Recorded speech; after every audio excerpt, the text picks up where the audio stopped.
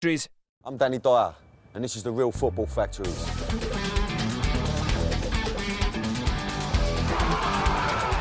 I played Tommy Johnson in the movie The Football Factories, which was all about football violence. Fucking nutters. But that was just acting. Now I'm on a journey around the country meeting the real firms who have mass offs at football matches for real.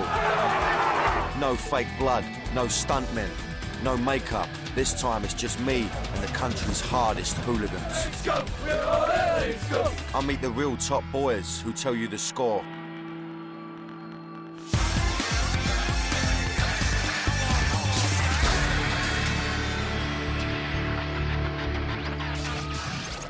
Now, Yorkshire's a proud footballing region, and tonight I'm going to meet 4 main teams. My journey's going to take me to Hull, Sheffield and Leeds, where I'll meet Yorkshire's top boys, and I'll see their toughest firms in action. I'll travel to Yorkshire to visit 5 teams who've got the toughest, most active and best manned firms in the region. The service crew of Leeds. I thought, fuck hell, we're going to die here. The Blades and the Owls of Sheffield. And he's just buffed me with a brick straight in my face. With the naughtiest firm on earth. The Psychos of Hull. You'd be fighting for your lives. And the Ointment of Bradford. When it kicks off, it's best buzz in the world. I'm going to meet some of the most feared crews in the country.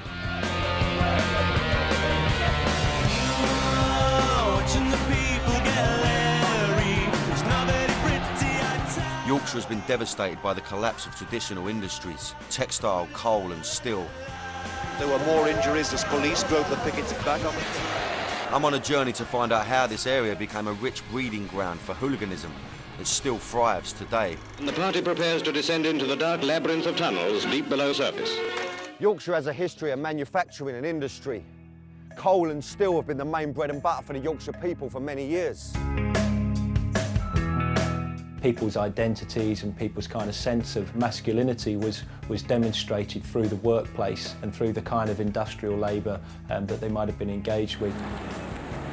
But in the 70s, the steelworks and the mines started to get closed down. This meant huge unemployment and left hordes of angry young men with nothing to do, except go and look for a tear-up. A lot of the industries have been lost. Particularly textile, steel and coal. Afghan economy was to lose nearly half its 1,200 workforce. High unemployment in Yorkshire has caused massive disaffection, and that will make them available, if you like, for football hooligan groups. The collapse of industry in Yorkshire meant high unemployment amongst men who were used to a hard day's work. Other kind of avenues for the expression of masculinity, come to the fore.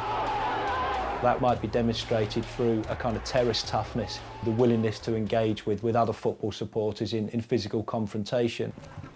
Faced with the prospect of a life on the dole, some young men turned elsewhere for their fix of excitement. When 2 groups of lads are running at each other, it's you or them. Who's going to stand, who's going to be bravest, who's going to be best firm. Plus you get at it when you're toe-to-toe with another firm, it's absolutely unbelievable. You get toe-to-toe with somebody who's proper, who wants to really hurt you, and you've got to be switched on, you've got to know what you're doing. You'd be fighting for your lives and really running scared. It was that pure adrenaline rush for the full weekend, and it was fantastic. My first stop in Yorkshire is at one of the biggest and most supported clubs around.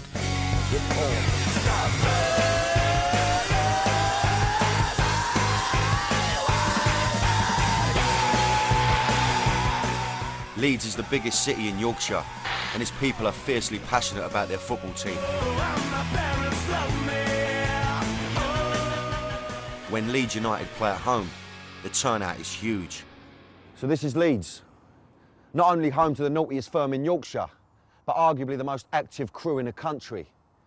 Now, this firm are top of the league for banning orders and arrests. The police say they cause more trouble than any other mob in the country.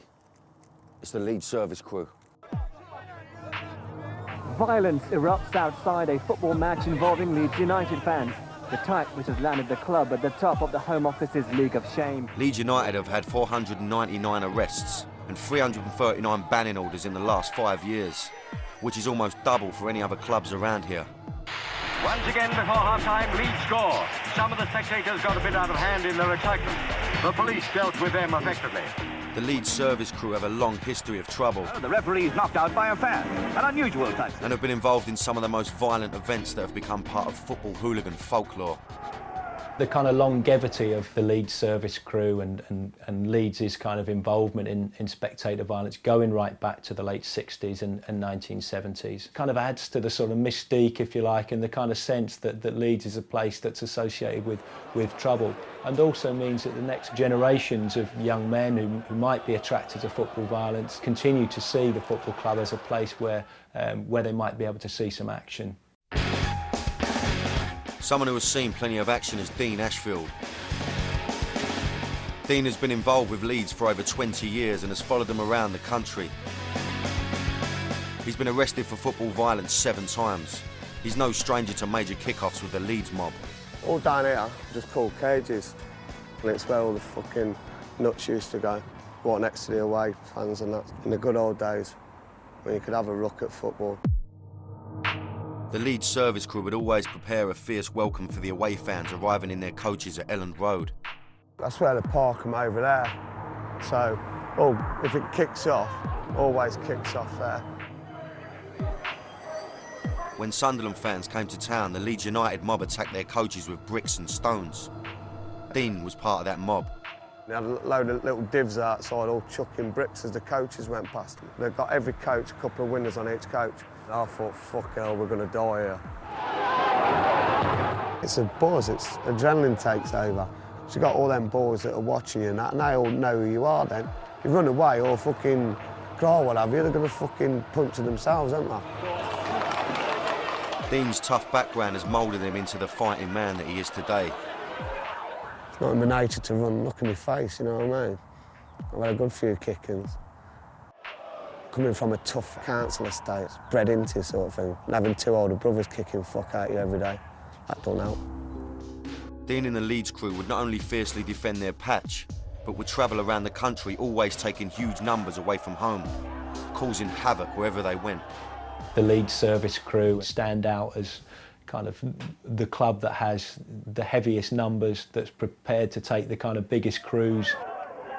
Your hardcore contingency of away fans that are hooligans see it as representing their territory and invading another person's territory, like taking the local team's pub, for example. You've stamped your authority on someone else's land. In part 2, we'll see the Leeds service crew cause mayhem across the country. Day out at the seaside always turns ugly for the service crew. And when they go abroad to Turkey, it's even worse. We'll see the tragic events in Istanbul that caused the bitter hatred in football that still lasts to this day. And we'll meet the men of steel from Sheffield. I want their main man. I want the main man going toe-to-toe. Because I'm ready for him. Welcome to the Real Football Factories. I'm up here in the deepest, darkest Yorkshire. In part 1, I saw that Leeds had the biggest and most active firm in Yorkshire. I'm going to see what happens when they take their firm to neighbours and bitter rivals, Hull City. We're Leeds United supporters. We fucking rule.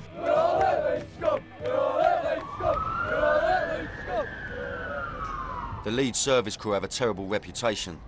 They're notorious for causing mayhem and mass brawls up and down the country. Extreme violence has become the trademark of the Leeds service crew.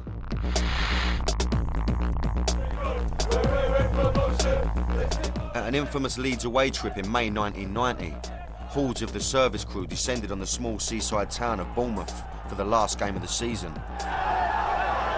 Leeds needed just 1 point to be guaranteed promotion. For young working class men who might like to have a kind of a trip out to the seaside for a day out, it became quite fashionable for Leeds United in particular for the seaside town fixture to become a big away day. Leeds won the game 1-0. 10,000 delirious Leeds fans descended onto the beach causing mayhem. It was only a matter of time before things started to kick off.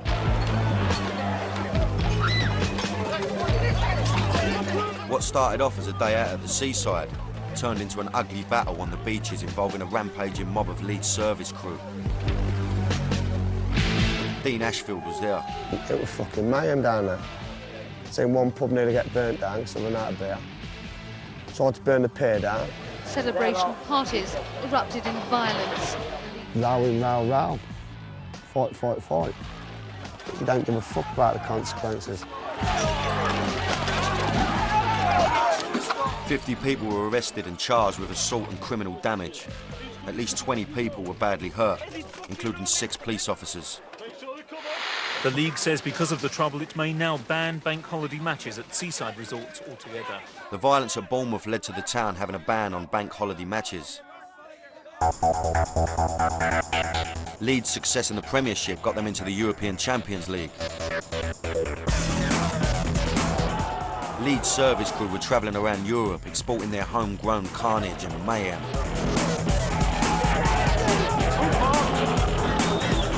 But the Leeds campaign abroad would ultimately result in disaster in Turkey. In 2000, Leeds went to the Turkish capital Istanbul to take on the feared and vicious Galatasaray.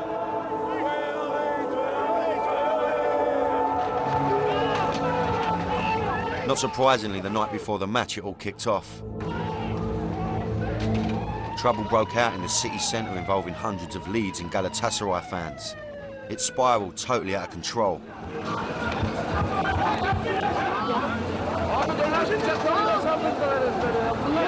The Turkish mob attacked the Leeds fans with knives and bottles. There was dozens of casualties on both sides. What they were saying is a couple of Leeds fans burnt a flag or something, a Turkish flag.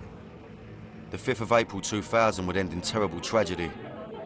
2 innocent Leeds fans were caught up in the melee and were stabbed to death. The following day, welcome to hell greeted the Leeds fans at Galatasaray's Ali Sami Yen Stadium as Turkish fans anticipated a Leeds onslaught. A small army of riot police escorted Leeds fans into the stadium. So did the Turkish authorities, who mounted a massive police security operation designed to keep the 2 opposing sets of fans apart. Thankfully, it worked. Christopher Loftus, an engineer, and Kevin Spate, a pub landlord and father of 2, died in the Taksim hospital of stab wounds on that terrible night in Istanbul. The death of the 2 Leeds supporters fueled a hatred between English and Turkish fans that still continues to this day. The service crew don't need to go abroad to be hated. Hull are their close neighbours and bitter rivals. Matches between the 2 teams have a history of violence. Their firms will be baying for each other's blood. I made the short journey to Hull to check out when the 2 teams met. I've got an image of a right small little town in the middle of nowhere with loads of northerners running about, ripping lumps out of each other. Hull have a fearsome firm of their own, the aptly named Hull City Psychos. As I got nearer to the firm, the reality of the danger I was in began to dawn on me. I don't want to be stabbed. And my teeth, I don't want to lose no railings. I don't want nothing to happen to me boat. Last time Leeds went to Hull in 2003, fighting broke out all over the city. There's the Leeds, look, the Leeds. I started to get apprehensive as I realised I was going right into the heart of where the 2 crews would face each other. Thousands of Yorkshire men on the streets and then me, one Cockney on his own. Not a good look. That's a mental name, that one, and all, isn't it? Hull City Psychos. Can never get me up round these names. I had to walk from the train to the stadium. I was soon surrounded by a mob of Hull fans. Were they psychos? They certainly hated Leeds.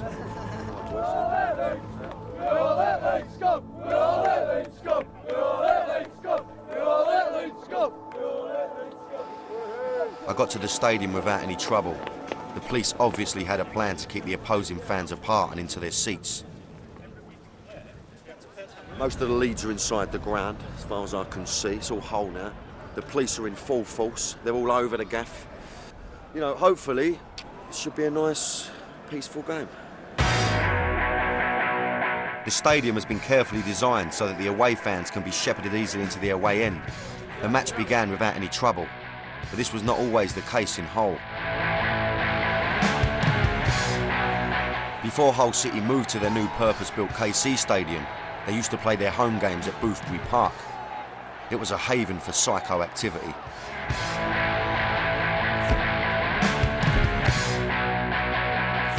The old ground has many fond memories for ex-Hull City psycho lad, Sean Tordoff. People saw Hull as a place not to visit. The actual mob itself was very large. In the early 70s, people used to use hatchets and hammers, and it graduated to Stanley knives in the 80s. In his day, Sean was a frontman of the Hull City Psychos, who would always be up for a tear-up. Fights are organised. A lot of lads meet up with the counterparts at England games, swap telephone numbers, they'll have email addresses. It's fairly sophisticated.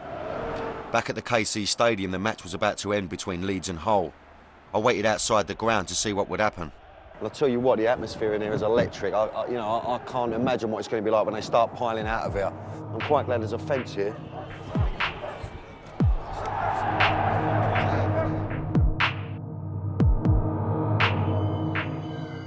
The clever design of the new stadium allows the police to put huge steel fences between the Leeds fans and the waiting Hull mob. There's no way the rival fans can get anywhere near each other. I've witnessed probably the biggest grudge match Yorkshire has to offer between two naughty clubs with naughty firms, but clearly it's the old build-up run things. The Hull City Stadium has been designed specifically to separate groups of youths from the stadium to the station. The whole thing is a separate movement, and it seems to be working. I get the feeling that other stadiums will be encouraged to go that way as well. But back in the old days at Boothbury Park, things were very different. Hull City supporters clashed with police and stewards. The old stadium was much easier for opposing fans to take each other on. When Hull played Bradford, Sean was there to witness things get really out of hand. This was Boothbury Park before the second division game between Hull and Bradford. Sean recalls the day when the police decided that the Bradford away fans should go into Hull's home end. This was the last straw really for the City fans, and it was decided that enough was enough. There was at least 3 pitch invasions and fighting on the terraces. The police just lost complete control. By the end of the match, 50 Hull fans were arrested. Around the surrounding areas, after the game, it was just chaos. Friday night saw some of the worst football violence ever seen in Hull. In 2002, when Hull played Middlesbrough, the streets were turned into a riot zone. Hull thugs attacked the police with bricks and metal barriers as they tried to get to the Borough fans. 18 Hull lads were arrested for affray and public disorder charges. The Psychos of Hull live up to their name. One of the biggest rivalries around here is in Sheffield. It's a town with 2 football teams, Sheffield Wednesday and Sheffield United. And guess what? They hate each other. The relatively small city has to host 2 football firms. Sheffield Wednesday are the Owls and Sheffield United are known as the Blades. Derby Day in Sheffield becomes a grudge match in the town of epic proportions. In this city, you're either a blue or you're a red. I'm up in Sheffield to see one of the biggest rivalries in the country, the Blades versus the Owls. Sheffield is a divided city as the Owls and Blades prepare to meet. 7,000 Blades on the left, God knows how many thousand. 300 officers will be on duty at Hillsborough. It's the biggest. Derby Day affects this city like no other. Neighbours go to war, friends become enemies, brother will fight brother. The rivalry between Sheffield Wednesday and Sheffield United goes back as long as football has existed. The well-known Wednesday supporter was ambushed by around 40 rival fans following... This Wednesday fan was bricked in the face and severely injured when he was attacked by United fans on Derby Day. Alan was battered with a concrete block as he lay on the ground. I'm on my way to meet Dougie Naylor, one of Wednesday's main lads who has years of experience of violence at football matches.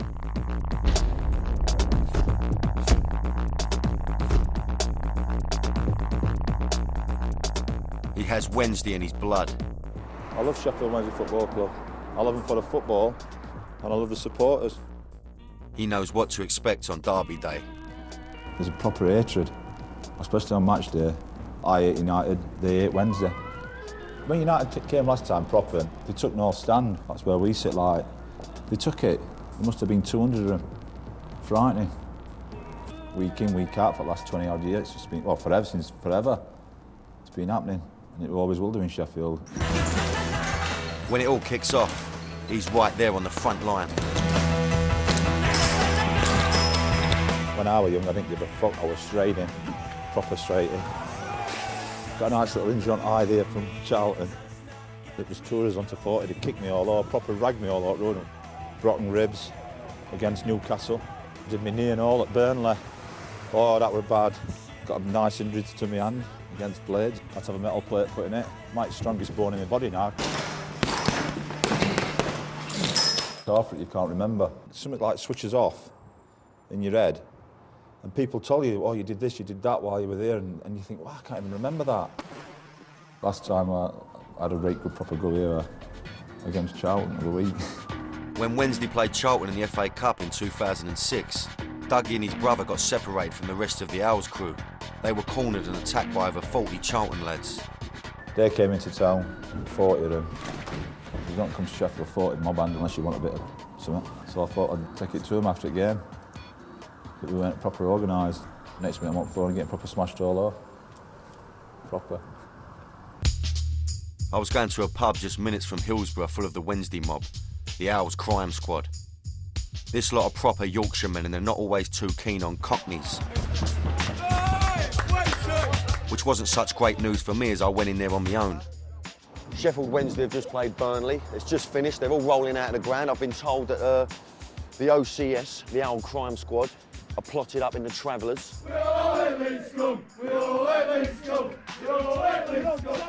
Let's go and see what they've got to say. All right, sweet. Sweet as, man, thank you. Well, obviously, I'm going to ask you firstly, a bit about the rivalry we use and the Blades. Obviously, it's a naughty rivalry, isn't it? It's probably one of the worst in the country, isn't it? Yeah, definitely. And what's it like on a derby day? What happens? Your fucking ass. Wednesday go looking for it and they don't. Behind Dougie is Graham Thompson. He's an old-timer who's been running with the Wednesday crew since the 60s. He's been nicked 8 times, and he's not letting me get a word in. As far as I'm concerned, Blades haven't got a firm. They never had a firm. Wednesday always rule Sheffield. They've got no numbers now. I used to go to Millwall when you went, everybody was scared to death to go here. It's fucking Sheffield Wednesday with the naughtiest firm on earth, and you don't even know it. Got a good firm now, Wednesday. Right, we went to Hull, right? Couldn't get nowhere near Hull boys, so 100 of us come back to Sheffield. Ended up like 13 pumps, which is their boozer, not their boozer, but near enough their boozer. And they won't come. This lot are hardcore. They know the police are onto them, but bear no bones about saying they're an active firm. Now, listen, I've heard about this, you know, the old bill up here. Like, it seems to me that they've got things locked down up here. Yo, mate, you know? like today, there were more coppers on that fucking North Stand today than what they were us, like, you know what I mean? Really? They fucking, those against United, they were like proper. They were hitting people unnecessarily, rape proper hitting people like that. In years gone by, we'd get there, they didn't even know you were there, do you know what I mean? You were there before they'd even fucking got out of bed and got the socks on and the truncheons. And they don't seem like they want to give it up in the near future. What do you think the future holds for an hooligan? It's jail, isn't it? It's one word, jail. But what do you do? How do you channel your energy into other things? What do you do? What do I do? I'm 40 odd years old now. Innit? Know what I mean? I do like Louis Exactly. It's in there, it never goes away. No, of course you it know what don't. I mean? No. In your heart, in your head, fuck it. They want to do you, we want to do them. You're not going to walk down the street and just whack some individual. You want their main boys. Like, I want their main man. I want the main man, I want him toe to toe. Because I'm ready. I'm ready for him.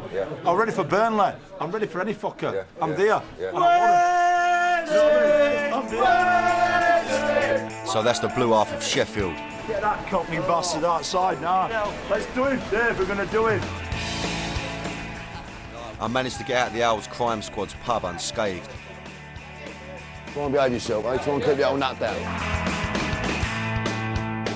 But now it was time to cross town to meet their bitter rivals. I was on my way to see what the red half of Sheffield are like. I was going to meet the mob from Sheffield United. Join us in part 3, where we'll meet the Blades business crew.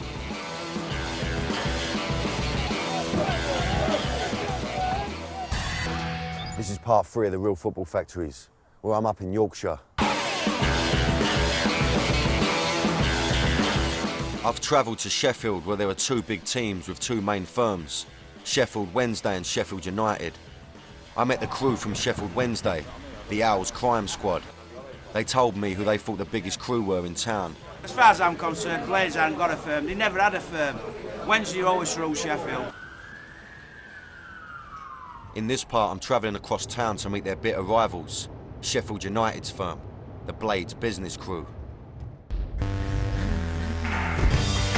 Steve Cowins ran with the Blades business crew for years. He's been in scores of battles with Wednesday, and he can tell the tales that go with them. You're either red and white or blue and white in this city, there's no middle ground. I've always fought against Wednesday, I've always proper disliked them.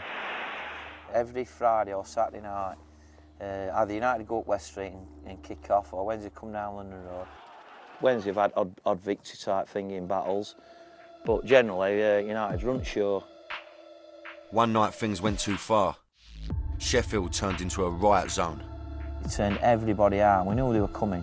We were on London Road, and it was a bad night for hooliganism in Sheffield because Wednesday brought petrol bombs. About 2 months later, United did the same. A couple of United lads carried petrol bombs up to a clash that were going to happen up. We were going to jump Wednesday up way back from Hillsborough. And two of our lots, got petrol bombs. I thought, what the fuck's going off here? On Derby Day, the 2 firms always go at it.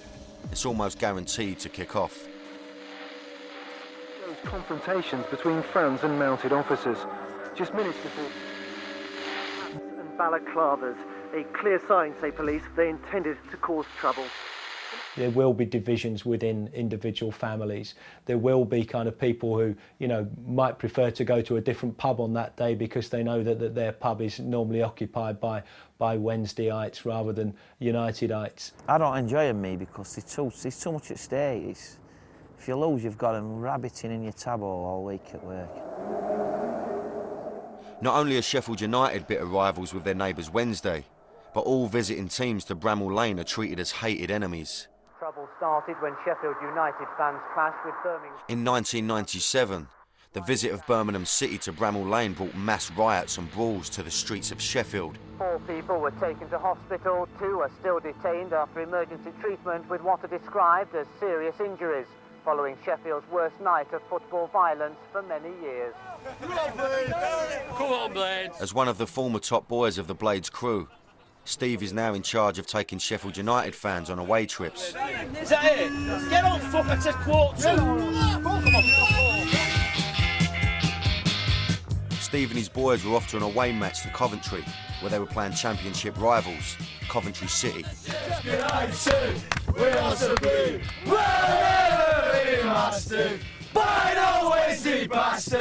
Even though they're not playing them today, they still can't hide their hatred for bitter rivals, Sheffield Wednesday. If you hate Wednesday, stand up! If you hate Wednesday, stand up! If you hate Wednesday, stand up! The United lads spot opposing fans on their arrival at Coventry's ground.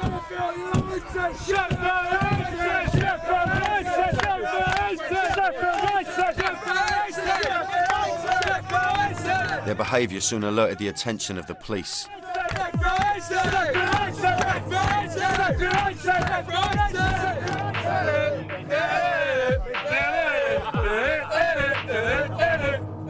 The police carefully shepherded the boys into the stadium, as they do with all away fans.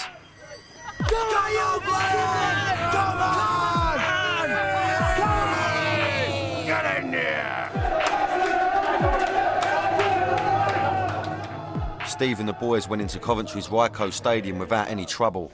But when Steve was in his heyday, he would always go out looking for a decent ruck.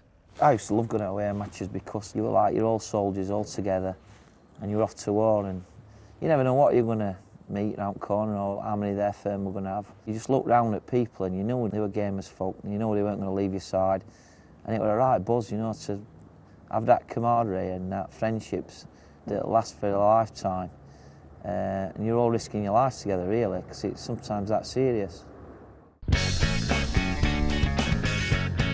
Steve Cowans was an old warhorse for the Blades business crew. He's invited me to see his Sunday League football team play. Well, we won't wait for him to score before we start.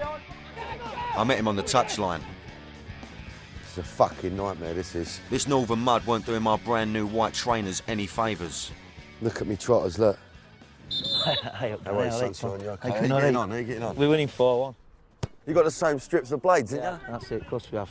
I used to play Sunday League, right, but it used to kick off every week. Yeah, well, you wouldn't believe it for my side, but we're 8 discipline. I drove into him discipline that I ain't had in my life.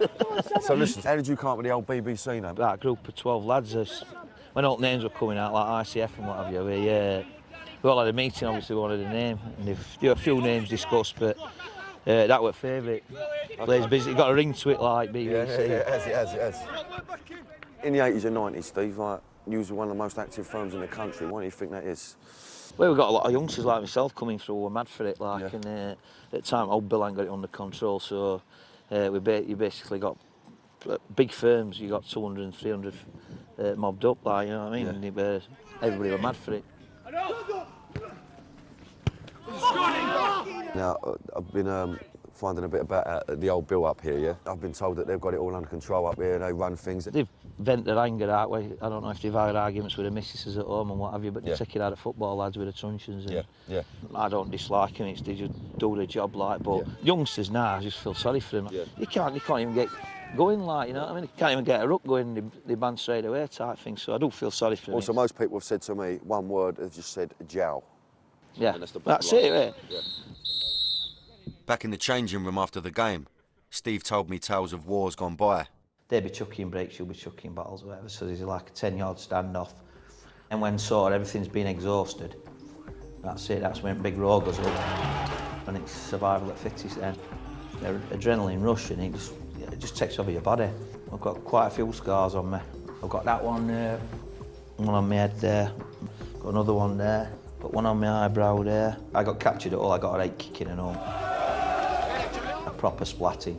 Worst one I've had were at Blackburn. I just got monsooned. One's coming from behind me and he's just buffed me with a brick straight in my face like, and he detached my retina in my eye, my mincer were out here. Buffed my nose, chipped a tooth. I didn't go down, I just remember holding onto a tree like that and they were all punching me, I'm just like holding on for grim death. Steve's still passionate about the football, but he's given up the fighting because he didn't want to go to jail. I do miss it, but can't go back to it because basically I get locked up and it's jail terms now for anybody caught at football now. It's jail terms and I'm not risking my livelihood no more over fighting at football. As usual, the lads in Yorkshire kept going back to the same subject, the Yorkshire police. The police had to show their mettle as Sheffield United were about to play Leeds in a Yorkshire grudge match. Sheffield United had just been promoted to the Premier League and the Blades fans were desperate to show off to their neighbours. Premiership, here we come.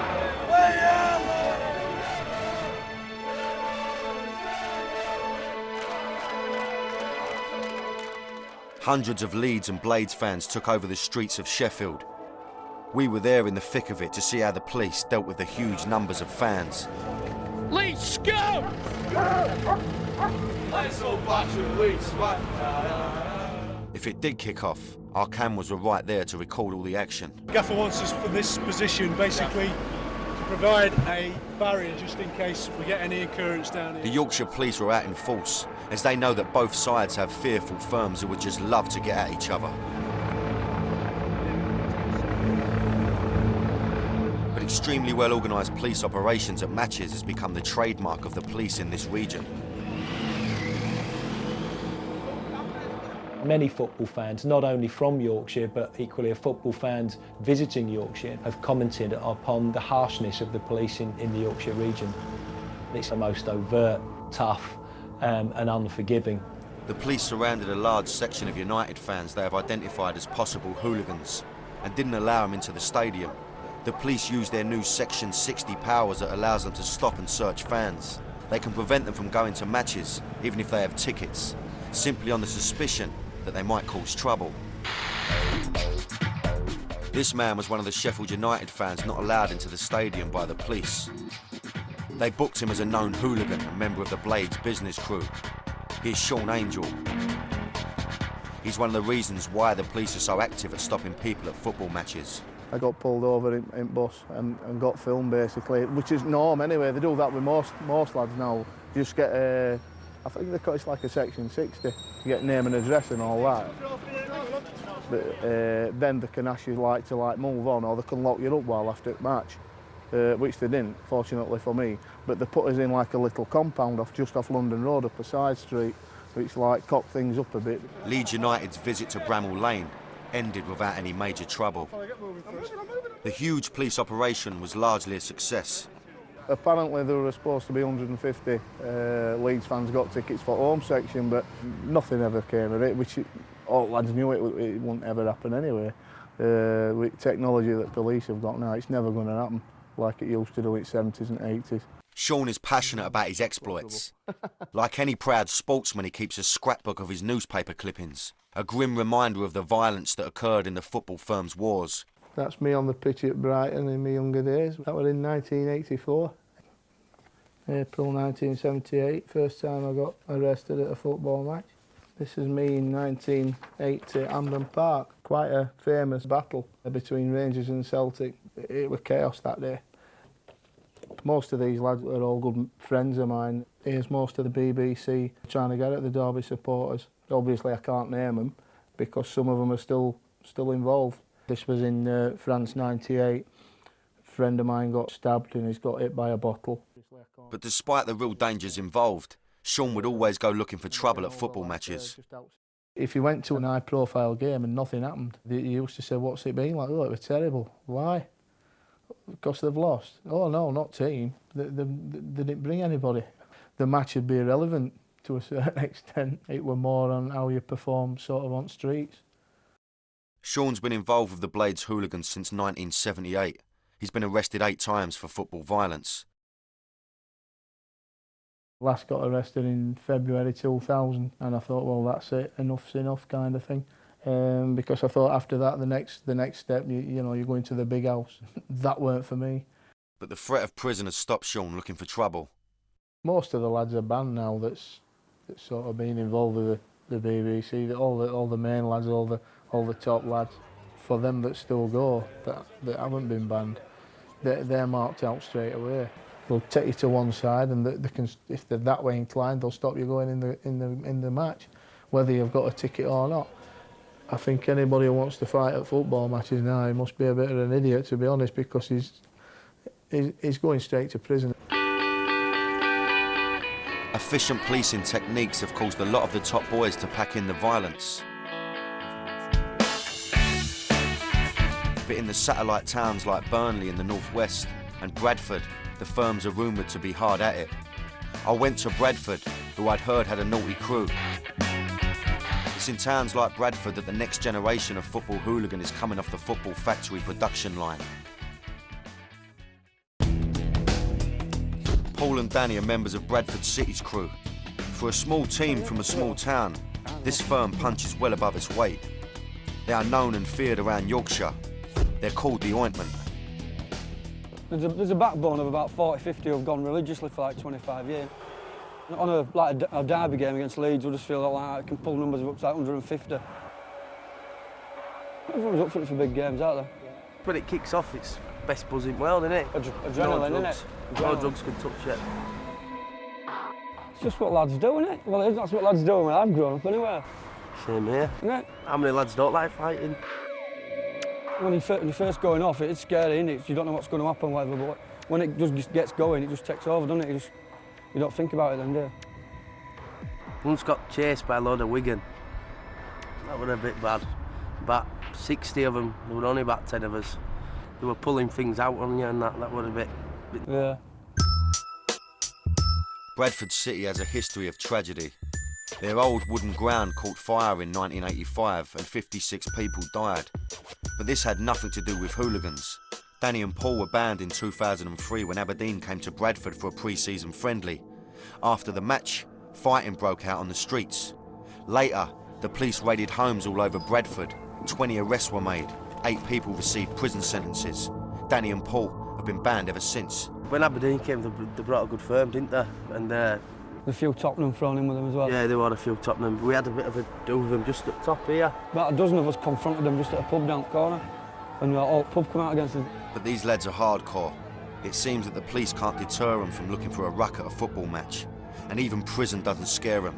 The Bradford boys couldn't care less. You could say it for ages, it's like we're on banning orders out. You can say, oh, I'll never go back. Well, not for a fact I will. Go back. It's what all my mates do. It's like an addiction, yeah, without a doubt. It's hard to give up. In part 4, we'll see who really has the biggest firm in Yorkshire. When people come here, they get a shout. This firm are the best equipped, have the most numbers and always turn out to every match in the region. They'll just do ya.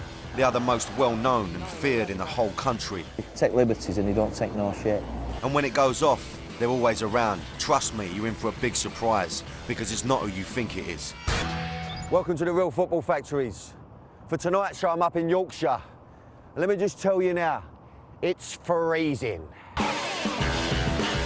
In part 3, I met the lads from all the main firms around Yorkshire. I've been to Leeds, Hull, Sheffield and Bradford. But in this part, I'm going to find out who the biggest and most feared firm in Yorkshire really are. So who is the biggest firm in Yorkshire? Well, I can tell you now, it's not Sheffield United's BBC, the Blades business crew. It could be Sheffield Wednesday's OCS, the old crime squad. But it's not. How about the HCP, the whole city psychos? Nah. Surely it must be the mighty Leeds service crew. Nah. What I can tell you is this firm's got the biggest numbers and the most tooled up in the whole of Yorkshire. So who is this super firm? It's none other than the SYPD, South Yorkshire Police Department.